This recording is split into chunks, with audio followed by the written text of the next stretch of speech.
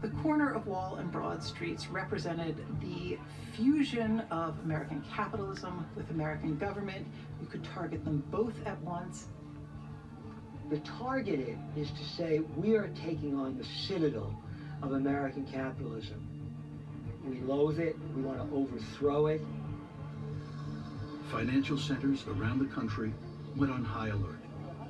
The head of the Morgan Bank sent guards to his family's Madison Avenue residence. As federal troops arrived to protect the nearby U.S. Sub-Treasury building, investigators sifted through the rubble for clues. It's not at all clear who might be responsible. So many people out there had a grudge against Wall Street that people wondered, well, it could be any one of these forces, which of course increases the anxiety even more. Attorney General A. Mitchell Palmer arrived on the scene and told reporters the explosion on Wall Street was the terrorist attack he had warned Americans about. For more than a year, in the tumultuous aftermath of World War I, he had been at the center of a bitter national debate about how far the government should go to protect the nation from acts of political violence. Palmer pointed to the carnage on Wall Street as proof of the need to renew aggressive action. It's easy to think about terrorism as this frightening plague of the early 21st century. The Wall Street bombing suggests it actually has a much longer and deeper history. How widespread government surveillance ought to be, what kinds of policies are justified in containing a threat. Those questions were being openly asked in 1920.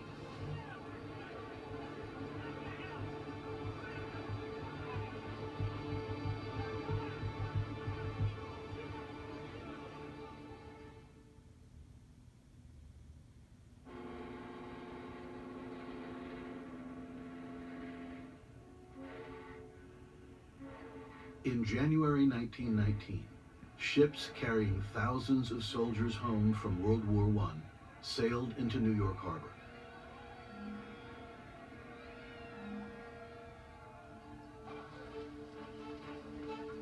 Filled with hopes for a better future, the troops were greeted by cheering crowds, eager to leave behind the horrors of a brutal war that had left 16 million dead. Returning soldiers had reason to feel optimistic about the economic opportunities ahead. Corporate profits had tripled and stock prices had boomed during the war, helping to create 42,000 new millionaires. World War I really was a watershed moment in terms of the American economy. The United States, for the first time, is a creditor nation, so Europe owes the United States more money than the United States owes to Europe. This is a big coming-of-age moment. Profitable though it proved to be, the war also created economic and political divisions that threatened to derail dreams of post-war peace and prosperity. While the American economy in general benefited from the war, the chief beneficiary was the financial establishment centered in New York.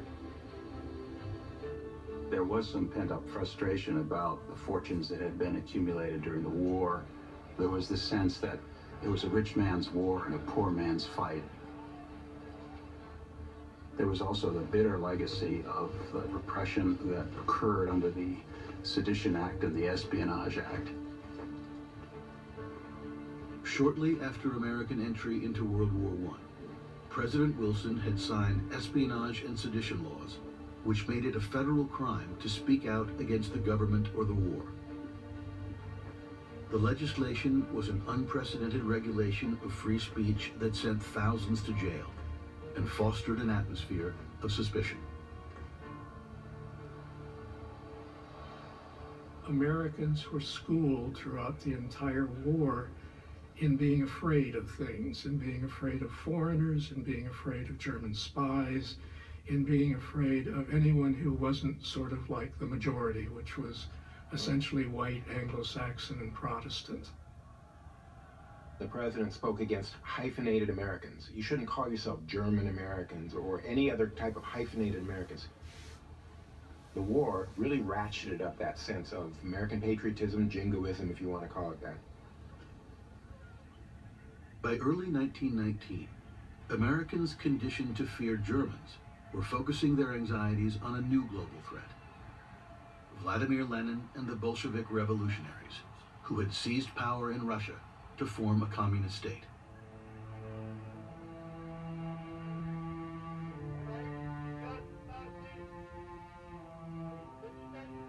The Bolshevik Revolution was the world's first successful anti-capitalist revolution, in which it appeared that the working class had risen up and overthrown its masters and put something very, very different in its place. It was much bigger than something that happened in Russia. It was followed by a series of left-wing uprisings right after World War I in Germany, in Hungary, in Italy, in Argentina, in other countries around the world. For that moment in 1919, the world was really in play. These countries were in play. Lenin comes out and says, we want the workers to take over the world. And you begin to see glimmers of this happening in the United States.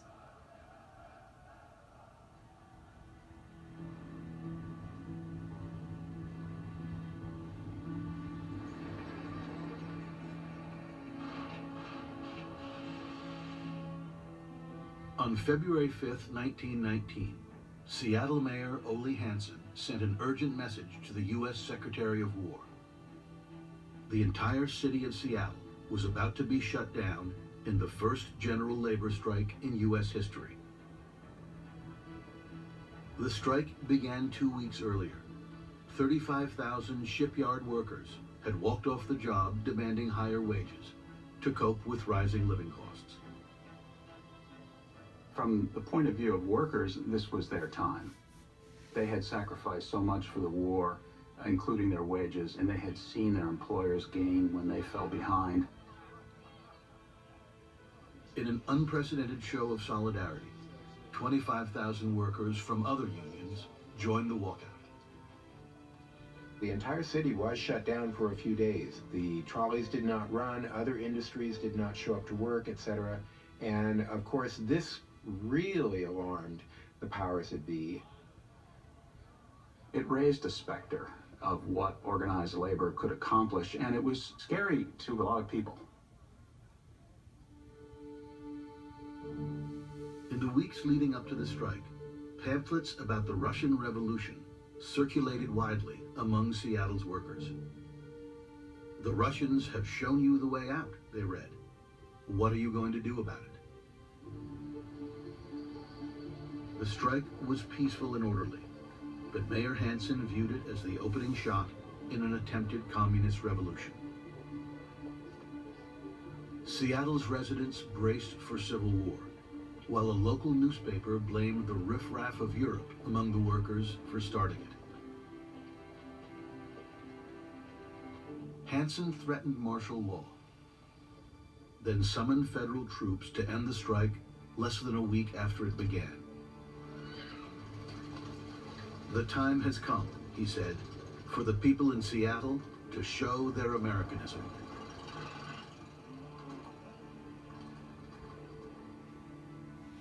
Hansen became a minor celebrity for his strong stand. He soon embarked on a lucrative national speaking tour to warn of the foreign agitators threatening the nation. His speeches stoked fear among those already unsettled by the strikes rippling across the country.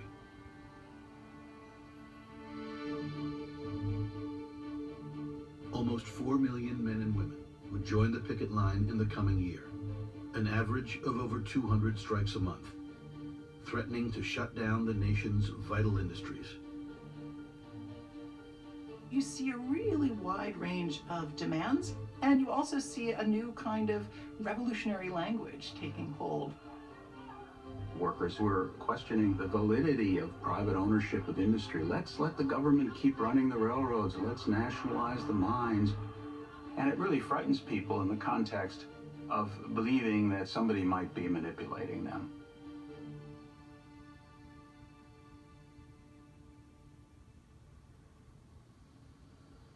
In the wake of the Seattle strike, Congress opened hearings on the communist threat. They debated laws banning immigration and revolutionary speech, and then waited to see if the Justice Department would act.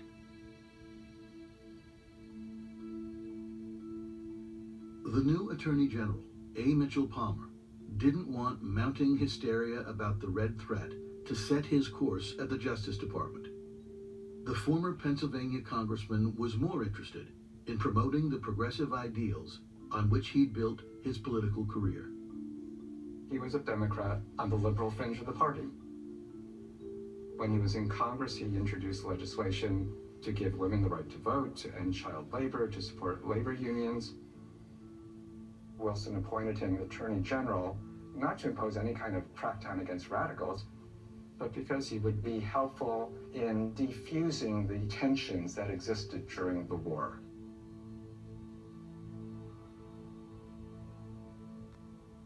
Some of the president's closest advisors dismissed Palmer as a political opportunist with an eye on the Oval Office. Wilson considered him a loyal ally. In his first term, he offered Palmer the job of Secretary of War. Palmer turned him down, claiming it would violate his religious principles as a Quaker. He later served the war effort by overseeing the seizure and sale of German-owned assets in America. He had a very good talent for making headlines. It threw him in the limelight, and by the end of the war, he was a real celebrity. He acquired a nickname, the Fighting Quaker, because he was fighting on behalf of America, and that was sort of how he was known at the moment that he became Attorney General. In his first weeks on the job, Palmer signaled a shift from the repressive wartime policies of his predecessor. Some of the first things he did were to free about 50 people who had been jailed under the Espionage Act. He disbanded the American Protective League, which was a vigilante group created during the war to crack down on slackers and spies. So everything had him acting as a moderating influence.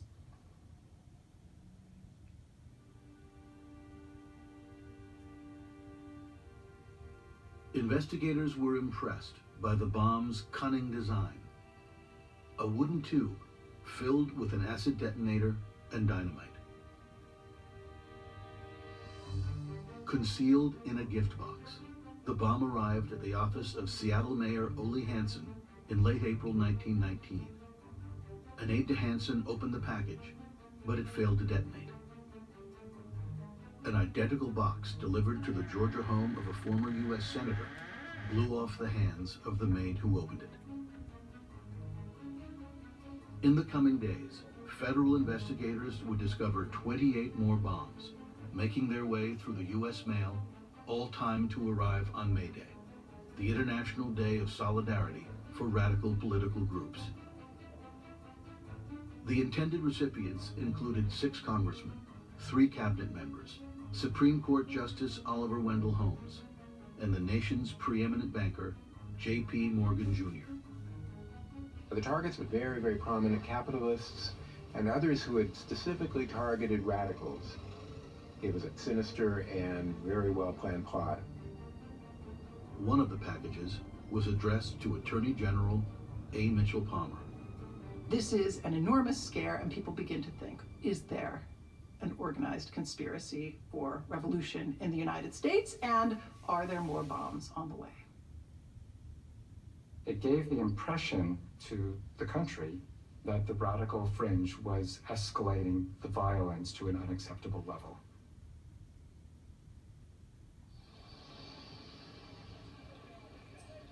Although most of the bombs never reached their destination, newspapers urged Americans to call police before opening any suspicious packages. Citizens already on edge lashed out. Riots erupted when mobs attacked May Day rallies in cities across the country. Ole Hansen went on the offensive, criticizing Palmer for his weak response to the threat at hand. I hope Washington will buck up and